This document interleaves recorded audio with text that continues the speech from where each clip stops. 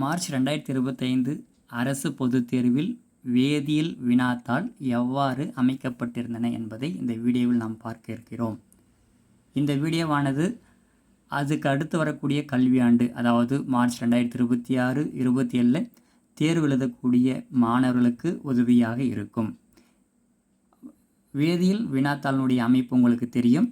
எப்படி இருக்கும்னா, இந்த கொஷின் பேட்டர்ன் 1 மதிப்பெண் வினாக்கள் இருக்கும், அதற்கு அடுத்ததாக 2 மதிப்பெண் வினாக்கள் இருக்கும், 3 மதிப்பெண் வினாக்கள் இருக்கும், அதற்கு அடுத்ததாக 5 மதிப்பெண் வினாக்கள் இருக்கும்.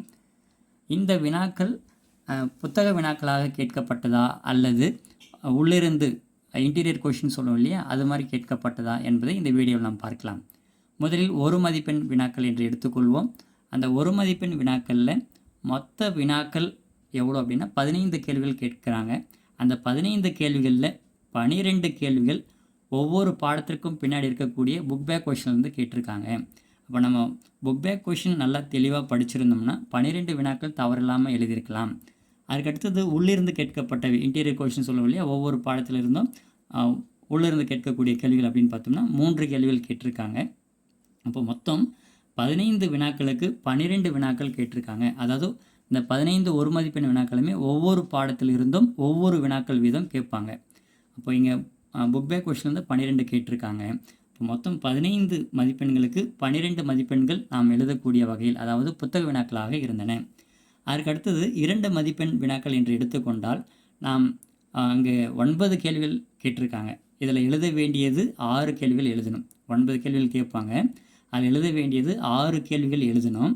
அப்போது புக் பேக் கொஷின் எத்தனை கேட்டிருக்காங்க அப்படின்னா 6 கேள்விகள் கேட்டிருக்காங்க. அப்போ நம்ம புத்தக வினாக்கள் மட்டுமே படிச்சிருந்தா கூட அந்த 6 வினாக்களுக்கும் சாய்ஸ் விட்டுட்டு மீதி இருக்கக்கூடிய 6 வினாக்களுக்கும் நம்ம ஆன்சர் பண்ணியிருக்கலாம். அப்போ இன்டீரியர் கொஷின் என்று எடுத்துக்கொண்டால் 3 கேட்டிருக்காங்க. அப்போ மொத்தம் 9 கேள்விகளுக்கு 18 மதிப்பெண்கள். அப்போ அங்கே 12 மதிப்பெண்கள் எடுக்கிற மாதிரி இருந்திருக்கு. அதுக்கடுத்ததாக 3 மதிப்பெண்கள் என்று எடுத்துக்கொண்டால் 9 கேள்விகள் கேட்பாங்க. அப்போது 9 கேள்விகள் கேட்டாங்கன்னா நாம் எழுத வேண்டியது 6 கேள்விகள் எழுதணும். இப்போது புத்தக வினாக்கள் புக் பேக் கொஷினில் இருந்து 5 கேள்விகள் கேட்டிருக்காங்க, 4 கேள்விகள் இன்டீரியர் கொஷினாக இருந்தது. அப்போ மொத்தம் 9 கேள்விகளுக்கு 27 மதிப்பெண்கள். அப்போ அதில் 15 மதிப்பெண்கள் புத்தக வினாக்கள் இருந்து நாம் எழுதக்கூடியதாக இருந்தது. அதுக்கு அடுத்ததாக 5 மதிப்பெண் வினாக்கள், அதில் பார்த்தோம்னா அல்லது வினாக்களுடன் சேர்த்து 5 மார்க் கொஷின்ஸில் எய்தர் ஆர் கொஷின்ஸ் இருக்கும் இல்லையா, மொத்தம் 5 கேள்விகள் கேட்பாங்க. அந்த 5 கேள்விகளில் அல்லது வினாக்களையும் சேர்த்து நான் இங்கே 10ன்னு போட்டிருக்கேன். அந்த 10 கொஷின்லேயும் 7 கொஷின் எடுத்துட்டோம்னா புக் பேக் கொஷினாக இருந்தது, 3 கேள்விகள் இன்டீரியர் கொஷினாக இருந்தது.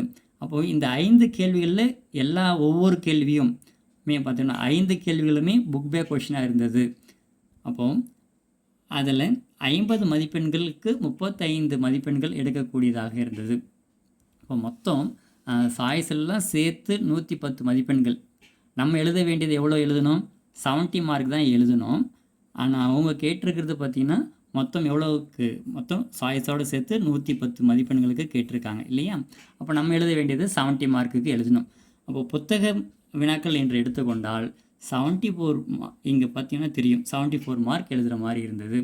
எவ்வளோக்கு? 110 மதிப்பெண்களுக்கு. அப்போது இதிலிருந்து நம்ம 70க்கு எவ்வளோ எழுதியிருக்கலாம் என்று பார்க்கலாம்.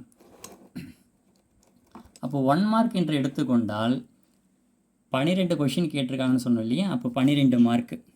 அப்போ 2 மார்க் பார்த்திங்கன்னா 9 கேட்பாங்க, 6 எழுதணும், அப்போது 12 மார்க்கு. 3 மார்க்கு 9 கேட்பாங்க, அதில் 6 எழுதணும், ஆனால் 5 புக் பேக் கொஷின் இருந்தது. அப்போது 5 கேள்விகளுக்கு 15 மார்க்கு. அதுக்கு அடுத்தது 5 மார்க் என்று எடுத்துக்கொண்டால் அதில் எய்தர் ஆர் கொஷின் சொன்னோம். அதில் எய்தர் ஆரில் ஒவ்வொரு பகுதியுமே பார்த்தோம்னா ஒவ்வொரு கேள்வியுமே புக் பேக்கில் இருக்கிற மாதிரி தான் இருந்தது.